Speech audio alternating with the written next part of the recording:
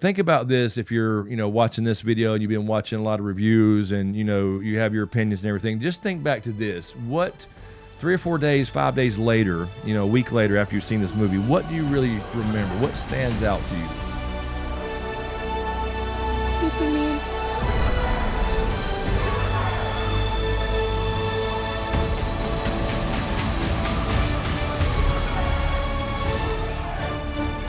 Hey guys, it's Chris and welcome back to, another video. Not even want to say a movie review or anything like that, but just a video in general. It's been quite a while since I've done a solo video. Done lots of podcasts, obviously, and live streams, etc. With James and I and the SmokeScreen podcast and all that. But been a long time since I did a solo video, so I've been thinking about, bringing that back and getting back into YouTube again, and maybe even my solo podcast, the Smoke Break, and all that stuff as well. So anyway, wanted to come back and try that and see what you guys thought about it as well. We'll see how I feel about it too. But want to talk about Superman. Obviously, I'm not known either for a lot of movie reviews. We've done a few here and there over the years. Most of the time we stuck with Game of Thrones, Ice and Fire stuff, and House of the Dragon live streams and other TV shows back in the day, but not too many movie reviews. I did do a few. Actually, it's funny, the very first video I did almost 10 years ago to the day, I guess it was, or pretty close to it, was a Superman v. Batman preview or whatever it was when it was being announced. So that's been quite a while. A long time ago in a galaxy far, far away. So anyway, I want to talk about Superman. I did go see Superman being the big summer blockbuster. Been looking forward to this. Obviously a lot of changes over at DC as well as just like in Marvel. Marvel's going down the shitter quite a bit the last couple of years, and DC had already been in the shitter except for like the first Wonder Woman movie was outstanding. The rest of them were, okay. Some was okay. Man of Steel was okay. A lot of people liked the Snyderverse. A lot of people hated all that stuff as well. So lots of mixed feelings about it everywhere, and this is going to be the same. It's really divisive. I don't quite understand why, just talking about movies and having an opinion can be so divisive. It's just a movie at the end of the day. I did go see it about 3 days ago and wanted to sit and let it percolate for a while. So let's talk about Superman. This new DCU kind of reboot. James Gunn's jumping in at the helm now. He kind of fired all the old cast pretty much as far as Henry Cavill and, that Superman, Wonder Woman, Jason Momoa's changed roles now, I believe. Whatever, we'll get into that stuff later. But let's talk about this movie. I have a lot of mixed emotions about it. I'll start there. I think a lot of people do. But I will say that I've watched a few reviews now, and a lot of people, the bigger kind of access media channels, as I call them, have always said that in a way that get these early access showings, and they get to go out to premieres and all that stuff. I just don't feel like they're honest. And a lot of times I think I'm not saying everybody, I don't know them personally, so I don't want to judge anybody, but they're just all so overly positive. And you don't get that many movies that are just that perfect, that great with no criticism whatsoever. So I don't buy for a second that there's not some valid criticism to any movie, much less this Superman movie. So I just want to start there. First of all, I did not hate it.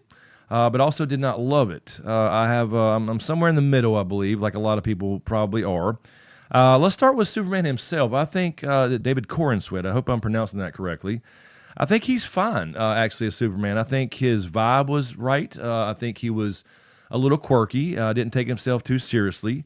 So I do like that aspect of him. He looked fine. I really didn't like the suit on the trailers, so kind of got past it fairly quickly. Didn't worry about the suit. I don't think I thought about the suit really once, other than it getting burnt and stuff like that, which I thought was fine. So him himself is the feel of Superman really felt fine to me. So I think David Corenswet was a good choice there. Like I said, the main thing is he's still showing that hopeful but quirky side. It is a comic book movie. Obviously, you can kind of go one way or the other with that. You can make that a bit too serious or a bit too comic-y, and you try to find that balance, I think. So I think this is more on the comic-y side. We'll get into some of that stuff as well.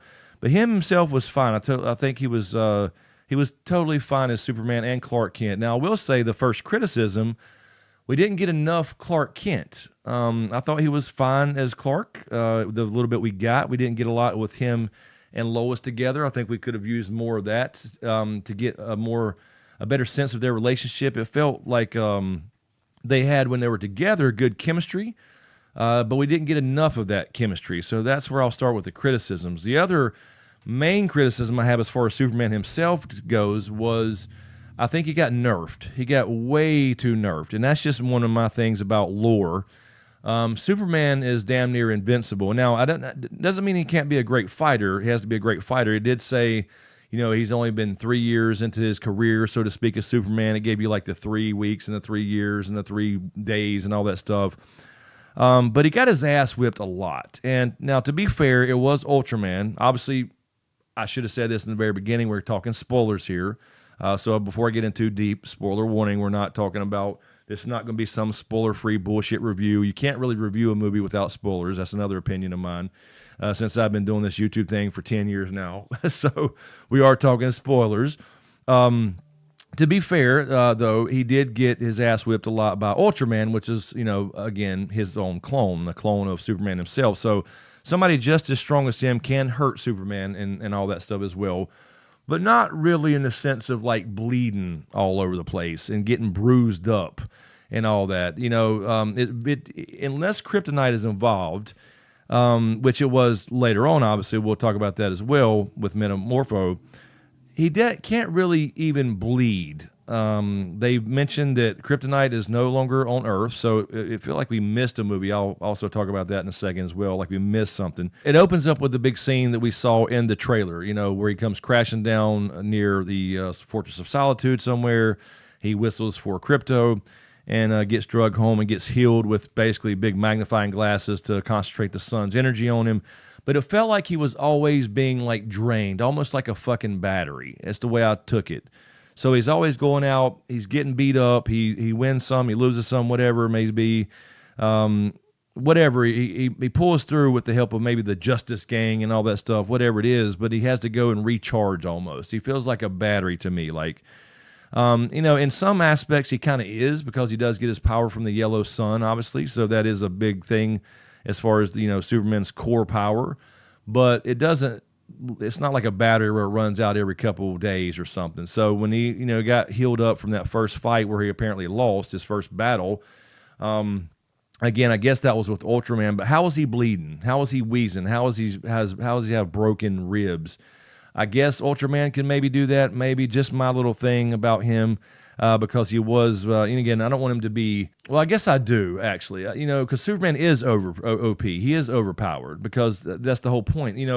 If you go back to the DCEU with the Snyderverse and all that stuff, the reason that Darkseid and all that came to Earth to get the boxes and all that stuff in those movies was because Superman was, quote-unquote, dead for a while. No Kryptonian in the way. They knew that's the only way they could be stopped was a Kryptonian, being Superman. So, yes, am I comparing that a little bit to that version of Superman? Sure, absolutely. That's totally fair to say that, because it does depend on which version you get of Superman, which comic you pull from, which series, before certain disasters, after certain disasters. I mean, there's all kinds of stuff you could be pulling from. But in general, as far as the lore goes, without kryptonite specifically and a couple other things, he's not really going to be broken and beaten and bloody. He's not going to be bleeding.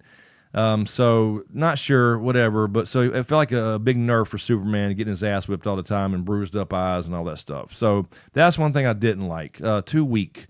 Now again, I like the idea of him being like not taking himself too seriously. Like, not that he doesn't feel pain. Obviously shit hurts, but he's got bullets that bounce off his eyeballs, right? I mean, he's got, like, bullets cannot penetrate his skin. Nobody's going to punch him in the face and break his nose. It's just not going to happen, hence the word, the term Man of Steel. So that felt a little underwhelming. So yeah, too many people, but you didn't get a lot of the other ones. So if you introduce somebody, you want to know a little bit of something about them, and the only person that really stood out was Mr. Terrific. I did like Mr. Terrific. He reminded me of Robert Downey Jr. in Tropic Thunder. His voice was almost exactly like that. Never go full retard. But that was outstanding. I thought he was great, so he'll have a big future in the DCU, and I think they're going to appear in the other TV shows as well. So now Green Lantern guy Gardner, he was pretty good. He fit the bill perfectly for his character as well when you got to see him a little bit. his comedy, his kind of attitude, and the Justice Gang. That's the whole name kind of stick there. That kind of worked. That was kind of funny. So the kind of the banter there. But other than that, you really didn't know a lot about him. I think that's part of the issue here with this movie is you got thrown into the middle of it, and that's what I was saying a minute ago.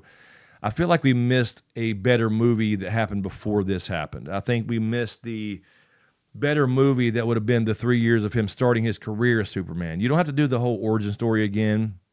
That's totally fine. I get that. But when you come on and you have the text in front of the movie, you're already missing something. You have to know what a metahuman is. It said it had been around for like 300 years already, so people are used to this type of stuff. That's why it wasn't a big deal to have the kind of the monsters out there in the city, and not a big deal. It's not an unusual thing in this universe, which again is fine. It's a comic book movie, not a problem with that. But my thing is when you start off a movie and you have to have a bunch of text, like a Star Wars crawl, you're already way behind. As far as the way at least the way they set this one up. 300 years of metahumans, so it's kind of normal. 3 years of Superman, so he's still relatively new. So it had to catch up really quick on that. A lot of stuff you missed there that I thought would have been a really good movie because you don't have to go back and do the origin story of seeing him crash in the spaceship and seeing Jonathan and Martha, go find him in the field, in the cornfield somewhere and raise him up as a teenager and all that stuff. You don't have to do all that to have him start his career a little earlier as Superman so you can see him grow and learn his powers and figure out what he can and can't do and how to control things and all that stuff. So that's what I think would have been the better movie to start this off with. And then you start introducing people at the end or have some Easter eggs at least. So that's my opinion of a good starter for a whole DC universe, right? So that's just my opinion. The Ultraman thing, I thought that was a little early for that, but again, that's fine. That's really the only way he can kind of, I guess, get his ass whipped. I didn't really love the whole Lex thing. I thought Lex Luthor was great, by the way. I did think he was fine. Pretty brutal. He was pretty obsessive about Superman, which is legit. I think that works. What I didn't like was the kind of the almost the video game style when he's in a fight with I'm calling him Bizarro too. That's essentially going to be Bizarro if he comes back, the clone of Superman. When he's in these fights with Ultraman and he's like A2, B48, Blue 42. I thought that was kind of cheesy. It was kind of I don't know. I mean, I can see what they're doing. Like he's been studying so long. I get the idea that he's learned all his moves, so to speak, but that's always going to change, and it didn't really match up right. It was just too odd. Like A2 was like just right punch. It's almost like a video game, so I didn't really love that aspect.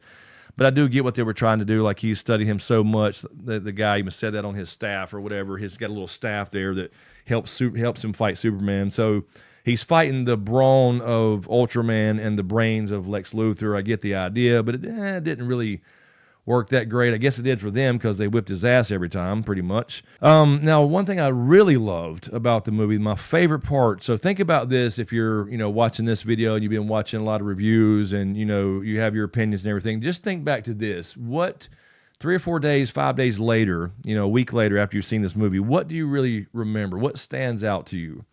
That's the way I judge a lot of things, and that's why I let this kind of percolate for a few days and before I did this video. Is the biggest moment for me. I remember I looked over at my girlfriend and said, now that's Superman, because he had been getting his ass whipped the whole movie. And then when he goes to his parents, and I mean his real parents, Jonathan and Martha's house, that was to me by far the best stuff in the movie. They gave them a little bit too much of a southern twang as far as Martha there at least, and Jonathan being from Kansas, but whatever. But those are the moments that felt really good, like Superman. You felt hopeful. You got you kind of got the hair stood up on your arms a little bit. You got the smile on your face. You kind of became a kid again, and he kind of, I'll go get your suit. I washed it, that type of thing. He got motivated. That felt like Superman to me. That was by far the standout moment for me, was when him talking to his parents and getting healed up there at home, and then going back and getting ready to take down Lex Luthor. That felt like Superman to me. So that was the standout stuff for me as far as his parents. And it's like the great Yondu said, "He may have been your father, boy, but he wasn't your daddy." That was what it felt like with the whole parent thing. Now, the other side of that, What I hated, I don't like lore changes. I don't like them fucking with lore. This is a huge, huge thing to me. To have him actually, because I thought we were all kind of waiting on this with his real parents, right? His actual biological Jor-El and Laura, right? Is that they sent him to Earth. He never saw the second half of the message because it was damaged, apparently. But he made his choice to become the man he is, the Superman, the man of hope and all that stuff, helping people based off the front part of that message. When it turns out that Lex Luthor hacks the second part of the message, or technically the engineer, she did. She put it back together, and it actually really did say, but the humans are all basically simple and weak, rule over them, take many wives, spread your seed, and all that stuff. And I thought that was just like, obviously we all thought, probably, I'm sure we all thought that Lex Luthor was just lying, it was all fake, whatever, and he's going to find the real message and, play it to the world later on. Maybe Lois Lane will do that or whatever. And then the joke's over. They realize Lex is full of shit, blah, blah, blah. No, that actually happened. They never came back and said, nope, it was bullshit, Lex was lying. That was actually the thing. Even Lex himself said it wasn't faked. They confirmed it was real. And the idea behind that is, okay, it makes it more powerful somehow that he made this choice on his own. It was really how he was raised. Well, that makes no difference whatsoever. It's just a thing that James Gunn decided to do just to do it for shock value, and it made absolutely no difference in his character because he already assumed the message told him to be good and save people and help people and all that, right? And Superman's always been about how he was raised by his earthly parents, not Jor-El and Laura. They sent him there for hope. That S means hope on their planet. It started off with a very hopeful message. So the message didn't even jive to me when they played the rest of it. Like, here's the hope for Krypton and hope for this, like hopeful, the way they were speaking was very hopeful, I guess is the best way to put it. But then all of a sudden, but we're not talking about the hope for them because they're just kind of weak and simple-minded. Rule over them, kill anybody that resists you. I don't buy that for a second. It really tarnishes the whole Kryptonian legacy. The other thing that comes in, thinking about this, is Supergirl shows up at the end, right? She is going to be in this DCU. So she showed up, which is a fairly nice surprise for the end of the movie. Krypto is her dog, by the way. So Kara shows up, and then she's like drunk or whatever, which is fine, whatever they're going to do there. She somehow flew to a red sun planet and got drunk. I'm not sure how she flew back if she lost her powers there, but anyway, she comes in, and so why is she there? Was she there because that's always her story, right? Is was sent to Earth as well to make sure Clark is okay, to watch after him, but her ship got knocked off course, and by the time she got to Earth, he was already Superman, etc., blah, blah, blah. So that's her origin story. Why is she there? If Jor-El sent Superman there, Kal-El, to be the ruler of Earth, essentially, did they send her to do what? To rule with him? To make sure that he wasn't going to be good? So it didn't really fit at all, and I don't like the hardcore lore changes at all. It just frustrates the hell out of me. There was no need for it. The whole idea with Superman has always been that he made his choices based off how he was raised. That's the story of Superman, and that was already shown, how he was raised when they showed Martha and Jonathan Kent and him at home and having those conversations with those guys. That's what made him who he is, not that fucking message. So to change that didn't add anything. It was just a shock value thing. Like, wait a minute, because we're all waiting on that to be overturned, right? We're all waiting on Laura, maybe Lois Lane to figure out that Lex was lying and then broadcasting the real message to the world. As soon as that was announced, it was like everybody turned on him, and it really wasn't even verified, which shows weird faith in media. That's kind of true today. But yeah, so we were all waiting on that to kind of be reversed, and then everybody loves him again, but it never happened. So I really hate that they tried to change, or they did change, the lore of why he was sent to Earth in the first place. So just my opinion, I thought that was completely stupid and unnecessary, and just, didn't work at all. The other thing here, kind of going along with lore, is as far as Lex and Superman and all that stuff, we got the idea of why he, hates Superman. Again, we felt like we missed a movie But he basically comes out and says at the end, like, yeah, we basically feel all inferior to you, so it makes me want to kill you because we feel like we're worthless or whatever. And then Superman has this kind of weird speech about, this is what you got wrong about me, Lex, is I'm just like anybody else. I get up and I'm scared, and that's all fine and great, but we already kind of know that. We don't have to be told that by Superman himself. But again, I'm not really going to bitch too much about that one because it shows he is a hopeful person. He is hopeful that even Lex Luthor can maybe turn around and start to understand him. So I do appreciate what they were trying to do there. But what I was going to say is the DNA thing. Like, how did he get his DNA? And this goes back to the lore stuff. He said he got it from a hair that he found somewhere. I'm not sure how he lost a hair on Earth, but he did.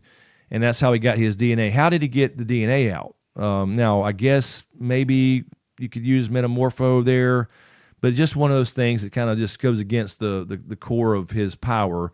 You can't really make him bleed. You can't really pull the hairs off his head. And this is what I want to say really quick before somebody comments about it as well, is, I've always said this, Superman, if you're going by comics, right? And again, it depends on what you're going by, which version, I guess. So, to be fair. But he can only shave in the comics and cut his hair with his own heat vision in a mirror because he can control the intensity of it. He has to hold this mirror up and shave. No metal on Earth can cut his hair. And it showed the engineer in that fight during on the football field as well.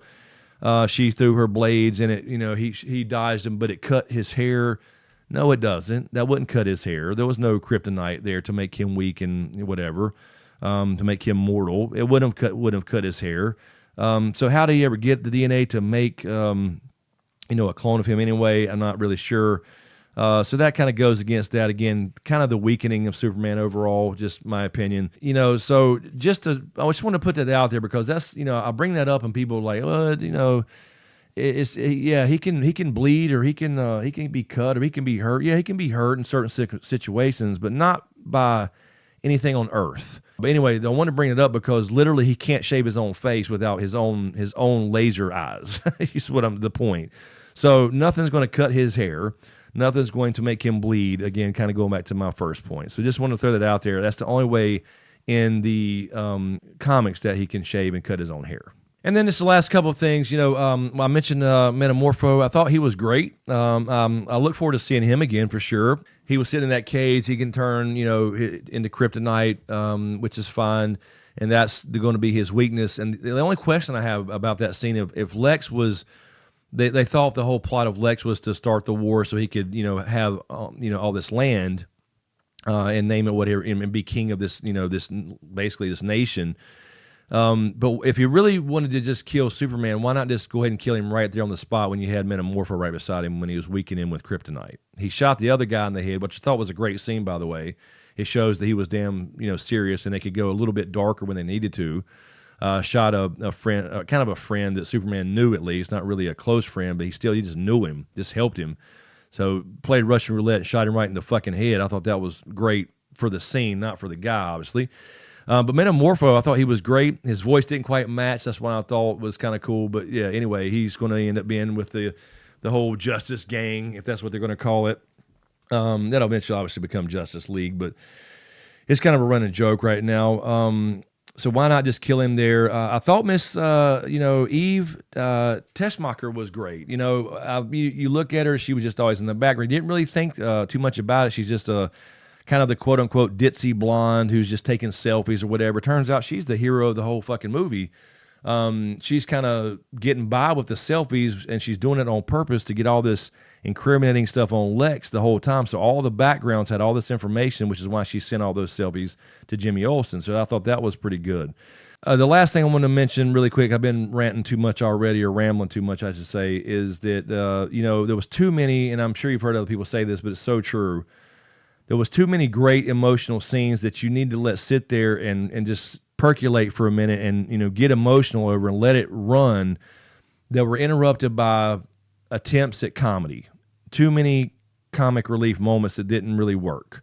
And that's the James Gunn Marvel thing. That's the James Gunn Guardians of the Galaxy thing. It works for a group of people where you have a talking fucking raccoon, but it doesn't work every 5 minutes in Superman.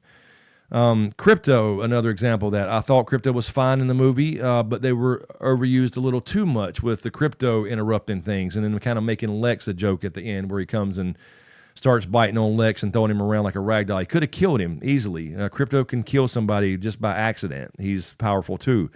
So those type of things were overused a little bit too much as far as the comic relief.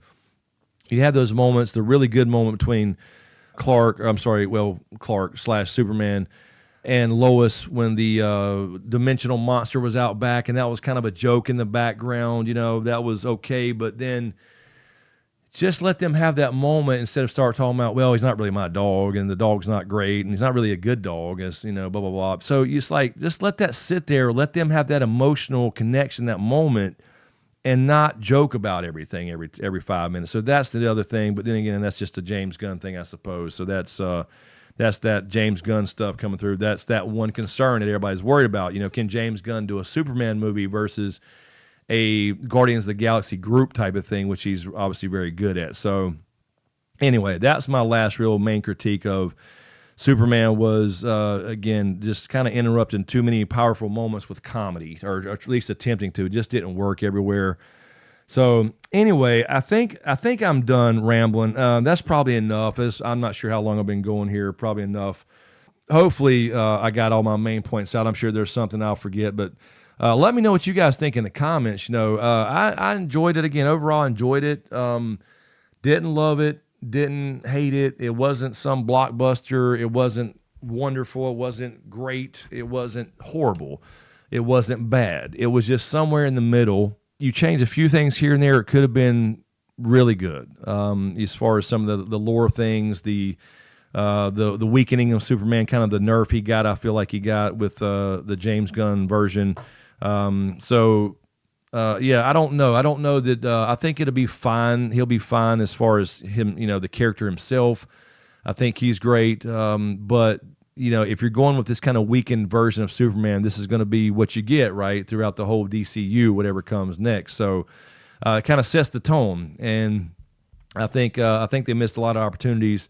And like I said it before, I feel like you almost like we missed the good movie before this one, if that makes any sense to you guys. So anyway, I'll stop rambling. I'm sure I missed a few things or forgot a few things that I didn't think about, but let me know what you think in the comments. I'll certainly be reading those and responding as usual, and we'll see what's going on here in the next couple of weeks. Hopefully I can get James back over here on our regular schedule next week. I was out of town this weekend, so hopefully get James to watch Superman, and maybe we'll talk about it on the podcast live, and then we can have you guys call in as usual where you can join the show and give us your thoughts as well. So maybe we'll do a whole podcast on it more in-depth as well once we get James back over here and he's watched it. So I'll check in with him as well. So we should see you Sunday for the podcast for that. Otherwise, let me know what you think in the comments below. Again, really appreciate you guys still hanging on Patreon and stuff like that. Trying to get back in the swing of YouTube. Other than just the live streams and podcasts, we're still going to be doing that, obviously. But, how these videos go and how I feel making them, and all that stuff when I have a lot of still working full-time and all that stuff again. So I really appreciate you guys. Channel memberships, Patreon memberships, all that stuff as well. Still supporting the channel. Really appreciate it. Appreciate you guys. Be sure to hit that subscribe button. Stay up to date with everything coming out, the podcast as well. And thank you for everybody for your continued support. So we appreciate it. I'll see you in the comment section. Thanks for watching, and we'll see you next time.